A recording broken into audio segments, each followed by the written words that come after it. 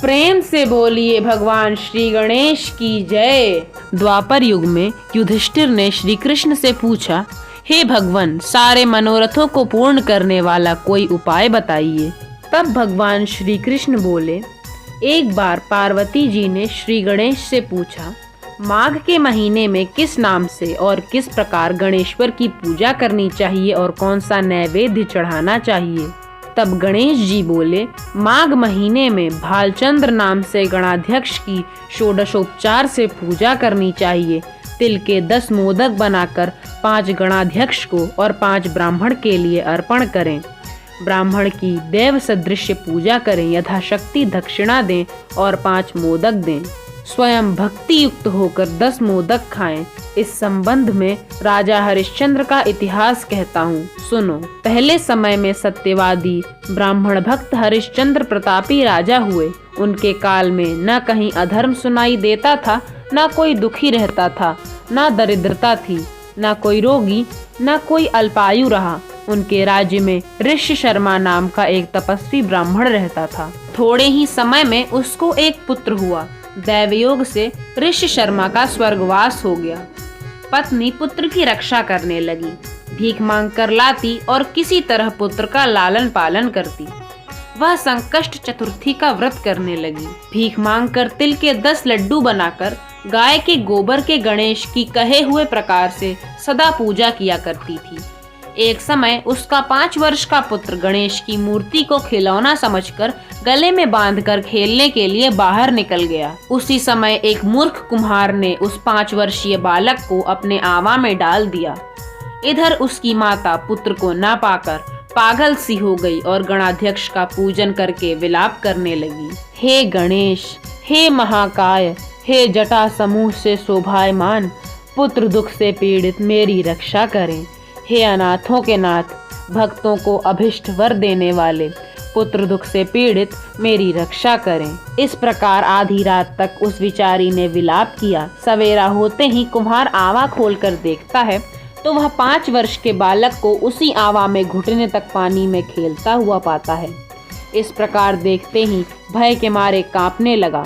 इसके बाद जाकर राजा के सामने जैसा उसने किया था वह सब कह सुनाया। कुम्हार बोला, हे राजन, मैंने ऐसा अपराध किया है जिससे बद्ध हुआ हूँ। हे राजन, राजकन्या के विवाह के लिए मुझे कुछ मिट्टी के बर्तन शीघ्र बनाकर देने थे, पर कई बार आवा में आग लगने पर भी वह पके नहीं। तब मैंने जादू टोना जानने वाले किसी एक गुणी से जाकर पूछा तो उसने चोरी से बालक की बलि देने के लिए कहा। मेरे मन में बड़ी चिंता उत्पन्न हुई कि किसके बालक को अग्नि में डाला जाए।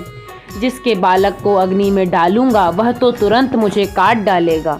इस भय से किसी राण के लड़के की बलि देने का निश्चय किया और अपनी भार्या को यह समझाकर कहा कि ऋषि शर्मा नामक ब्राह्मण मर गया है।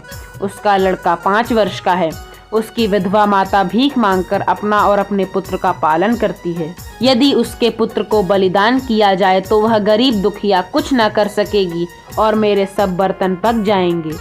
फिर मैंने उस बालक को खेलते हुए पकड़कर आवा में डाल दिया और सुखपूर्वक रात को सोया। सवेरा होते ही आवा के बर्तन पके या नहीं सोचकर आवा खोलकर देखता हूँ तो जिस अवस्था में मैंने बालक को वहाँ डाला था उसी अवस्था में उसको वहाँ निर्भय देखकर मैं भयभीत हुआ और यहाँ आया हूँ। इस प्रकार उसके वचन को सुनकर राजा चकित हुए और स्वयं आवा के पास आकर खेलते हुए लड़के को देखकर अपने अमात्य से कहा कि यह कैसी बात है और यह बालक किसका है, इसका निश्चय करूं। इस आवा के भीतर घुटने तक कमल से सुशोभित जल और वैदुर्य मणि के समान दुर्वा कैसे प्राप्त हुई। इस दरिद्र बालक को तो ना दाह है, ना क्षुधा है, ना पिपासा है।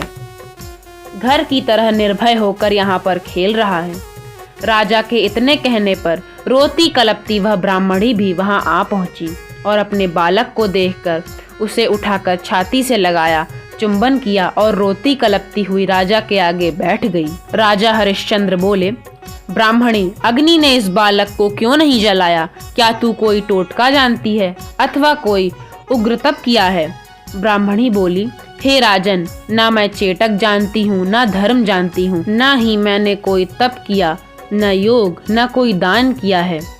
न ही मैंने कोई विधान किया है न बलिदान किया है। हे राजेंद्र, मैंने तो केवल संकटनाशक गणेश का एकमात्र उत्तम व्रत किया, जिसके प्रभाव से मेरा बालक कुशल से है। इस प्रकार उसका वचन सुनकर राजा ने फिर कहा कि यह व्रत मुझे सम्मत है, मेरी सारी प्रजा इस व्रत को करे। हे भारत, इस प्रकार राजा ने उसकी परिक्रमा कर कहा, हे ब्राह्मणी, तू धन्य है कि मेरे संपूर्ण प्रजा को गणाध्यक्ष की पूजा का प्रारंभ कराया। इस तरह व्रतराज के प्रभाव से ब्राह्मणी को उसका पुत्र प्राप्त हुआ।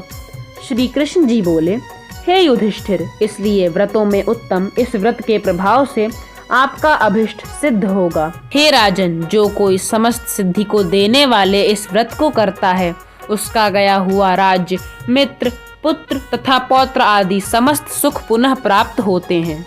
यह व्रत हमारे सभी मनोरथों को पूर्ण करने वाला है। इस व्रत के प्रभाव से हम सभी संकटों से दूर हो जाते हैं। प्रेम से बोलिए भगवान श्री गणेश की जय। दोस्तों, मैंने आपको स्कंद पुराण से ली गई कथा सुनाई। आशा करता हूँ आपको यह पसंद आई होगी। जय श्री गणेश।